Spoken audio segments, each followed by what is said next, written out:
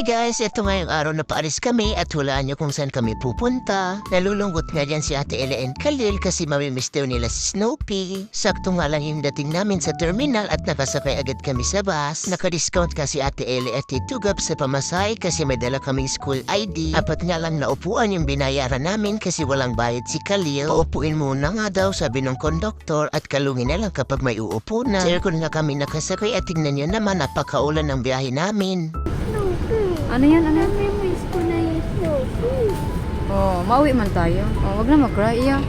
Nang umandar na nga yung bus, napansin kong umiiyak si Ate Ella at namimiss nga daw si Snoopy. Kaya naman sinilip siya ni Tito Gab. Sabi ko nga wag nang umiyak at uuwi rin kami. Sinilip ko naman sa likod namin si Khalil at si Papa Jano at tingnan nyo naman napakaluwag pa ng bus namin. Sana naman tumigil ang malakas na pag-ulan. By 4 na Naga City. Mahaba-haba pa nga dyan ang biyahe namin kaya natulog muna dyan si Khalil. Tinanong ko nga dyan si Ate Ella kung gusto niya din matulog pero mamaya na nga daw kasi nag-i-enjoy pa siya sa mga nakikita niya. Nag-stop over nga muna yung bus namin sa Del Gallego para yung mga gustong kumain at mag-CR. May mga umakit nga rin na mga nagtitinda kaya nung makita ni Ate Ella na may pugo ay nagpabili siya. 5 piraso nga ang laman ng isang balot kaya naman bumili ako ng tig-isang balot na kay Ate Ella at Khalil. Bibigyan ko nga sana dyan si Khalil pero pagtingin ko tulog pa siya. At nang umandara nga nung sinilip ko sa kasya nagising kaya pinakita ko yung pugo na hawak ko at inalok ko siya kung gusto niyang kumain. Pero ayaw niya daw. Kaya ang ending inubos lahat ni Ate Ella ang pugo. Buti na lang may binili pa akong isang balot na malaki ng itlog at binigyan ko naman si Tito Gab. Lilibang na nga dyan si Khalil sa pagdungo sa bintana at marami siyang nakikita. At hindi niya nga iniwan yung laruan niyang pusa.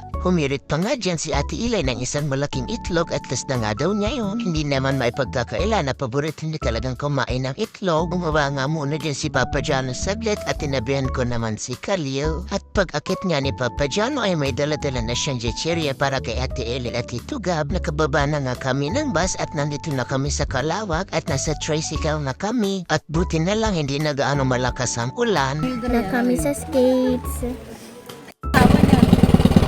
Dalawa nga ang daan para makapunta ka sa Hondagwa. Pwede kang bumaba ng Lopez at tricycle ang sasakyan mo kaso nga lang napaka-traffic dahil ginagawa ang Skyway. At pwede ka naman bumaba sa Kalawag kaso nga lang sasakay ka muna ng tricycle bago ka ulit sumakay ng skates. Salamat nga po pala sa nanay na nakasabay namin at inalalayan si Ate Ella at Khalil at kilala niya daw po si Madam Hilda. Ang style nga dito ng mga sumasakay ng skates kapag may kasalubong na isa pang skates kung sino yung mas maraming dala ay siya yung mapapaubaya at bababa muna para makadaan yung mas maraming dala. Halos 20 to 30 minutes na rin ang biyahe namin dito or depende na nga lang iyan kung gaano kabilis ang mga skates. Yung mga bitbit nga namin na pagkarami-rami ay pamimigay namin dito sa mga pinsan, pamangkin at mga inaanak. Mga nilitan nga ito ng mga damit, mga headband at mga laruan at bag na hindi na nagagamit. Buti na nga lang at puro mga babae ang mga bata dito kaya talaga may sasalo naman. Sayang nga lang at hindi na namin nabitbit pa yung mga sapatos at scooter nila Ate Ella at Khalil. Masaya kami at kahit sa maliit na bagay ay napapasaya namin ang mga bata dito. Malapit na nga matapos ang bakasyon kaya inihatid na namin si Tito Gab at sumama kami dito. At para naman makarelax kahit ilang araw lang. Sa wakas at after 5 years nga ay nakabisita ulit kami dito. Nung unang ang pagpunta namin dito ay bibit pa sila Ate Ella at Khalil kaya hindi naman nila ito naaalala. Sinalubong nga kami sa bayo ni Tito Khalil kasama si Iggy at Ate Jindy.